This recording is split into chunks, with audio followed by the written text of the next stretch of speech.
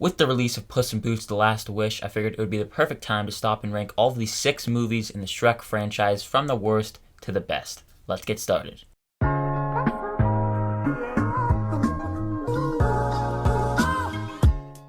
Welcome back to the channel. My name is Ben. On this channel, I love to talk about movies and TV, and if you also love to talk about movies and TV, consider hitting that like and subscribe button. For a little bit of context, I adore the Shrek franchise, and in fact, the Shrek movies were really the first movies that got me into the art of movies, surprisingly enough. I grew up with these movies and I've seen some of them probably hundreds of times. The last thing before we get started, make sure to let me know down below in the comment section what is your ranking of all of these 6 movies. I would love to hear it, and let's finally get started. In last place is going to be Shrek the Third, which is honestly a rather disappointing sequel. After the first 2 movies being such good movies and such big successes, this one did have some big shoes to fill, following up those movies, and you can clearly tell this movie is written by different writers. If I had to describe it in any way, it kind of feels like a Shrek cover band trying to do a follow-up to Shrek 2. This movie feels a lot more childish when comparing it to the other 2 movies, which did a good job of balancing childish-like humor with adult humor. And this is a movie that just feels ultimately forgettable. There's a good story and message underneath it all of becoming ready for new and unexpected challenges in your life, but that just gets completely overshadowed by a weak script. And I love me some Justin Timberlake and John Krasinski, but not even their additions in this movie really do much. And the icing on the cake really is that nearly all of the comedy falls completely flat. A rather uninteresting sequel as well. Just above that in 5th place is going to be Shrek Forever After, which is a movie that is just okay. Surprisingly enough, this movie does get pretty dark.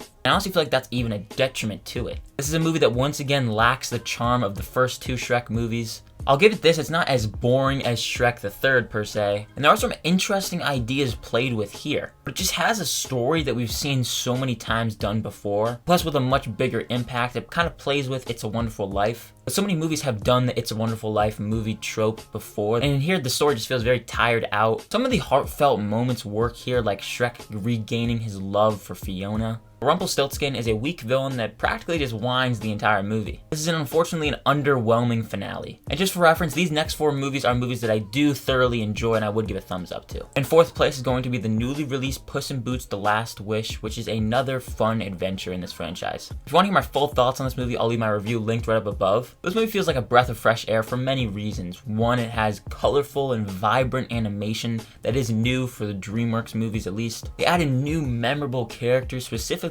Pero, played by Harvey Guillen, who is just an absolute scene stealer. Also, this movie just tackles themes of death and facing that death that is really right in front of you. Plus, Puss in Boots has to learn how to be vulnerable and express how he is feeling. And these are all important messages and themes that you should be seeing in animated movies these days. Yes, this movie plays into the younger demographic, but not just relying on poop jokes or just silly childish humor. This movie has some sprinkled nice messages in throughout. It's a movie that all family members will enjoy, both adults and children. It's one you should go out and support on the big screen. Now for my 3rd and 4th place, it is pretty neck and neck, but in 3rd place I have Shrek 2, which is a movie that I, like I said, grew up on. There's a huge debate that's been going on for nearly 2 centuries now. Is this movie better than its predecessor? I, of course, don't think so. I think it's just a pretty good movie. I don't think it's great necessarily. This one is a bit slower, and it has one of the franchise's weakest villains. I find the fairy godmother character to be just so annoying. Plus, I'm just not the biggest fan of the story and writing here and the character's journey. It didn't personally click with me all too much, but there is so much to enjoy here for fans of this franchise and just movies in general, because there are tons of references to other classic movies, like Mission Impossible, for example. Alien 2, there's stuff for cinephiles here to enjoy, and I didn't even pick up on those as a young kid, but now rewatching it, I was like, damn, this movie references a lot of other movies. Plus, this is the first time that we did see Puss in Boots in this franchise, and he is just such a fun addition. This movie arguably has even a better soundtrack when comparing it to the first movie, which, just by the way, this franchise has some incredible soundtracks, and it doesn't really get enough appreciation for that in that aspect at least. And don't even get me started on the holding out for a hero sequence, which is absolutely iconic.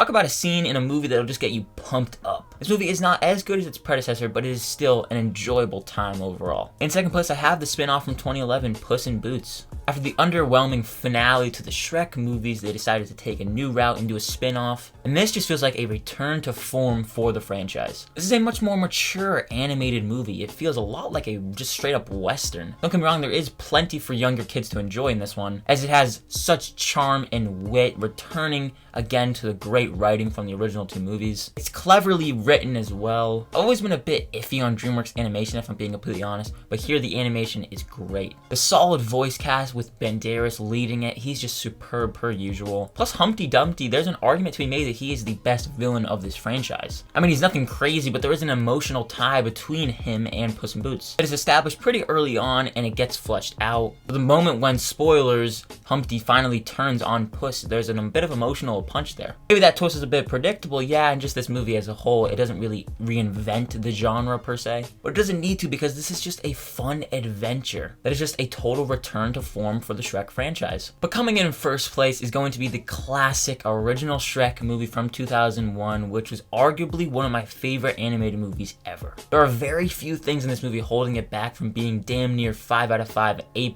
movie, and that is the animation, which is definitely dated. For the time, yes, it did look pretty good, just like the original Toy Story. Now, looking back on it nearly 20 years later, you can see its flaws. And my other complaint might just have to do with the fact that I've seen this movie so many times, but it does slow down a bit here and there. But what makes Shrek a classic and works so well is it is incredibly funny and witty. It broke boundaries being an animated movie for not just children, but also adults. It's insanely quotable with so many adult jokes, to the point where you could really argue, is this movie a PG movie or a PG-13 movie? And like I briefly mentioned, this soundtrack absolutely slaps. The sequel had Counting Crows Accidentally in Love, with just a little tidbit, is my favorite song ever. This movie of course had Smash Mouth's All-Star and I'm a Believer. It's also well paced and has a lot of heart too. Shrek goes on a journey of learning to open up to those around him, letting characters in like Donkey, who by the way is one of my favorite sidekicks in movies. Eddie Murphy as Donkey is absolutely perfection. And Shrek learns not to be too mean to Donkey. It also touches on how self-conscious Shrek feels because for his entire life, he's been turned away because of how he looks. I love when movies targeted at families can have something in there for adults to enjoy and pick up on that little kids might not pick up on their first viewing. Of course, Mike Myers as the titular character is absolutely iconic as well. And this is one of the best animated movies out there, probably of all time, and it's easily one of DreamWorks' best. Like probably top 5, if not top 3. But that is it. That's my ranking of all the 6 movies in the Shrek franchise. But join me once again down below in the comment section. Let me know your ranking of all of these movies. I'd love to hear what your ranking is. And once again, if you did enjoy this video, make sure to hit that like and subscribe button. Plus hitting that notification bell so you don't miss any further videos like this one. And guys, thank you again so much for watching this video and look forward to more coming soon.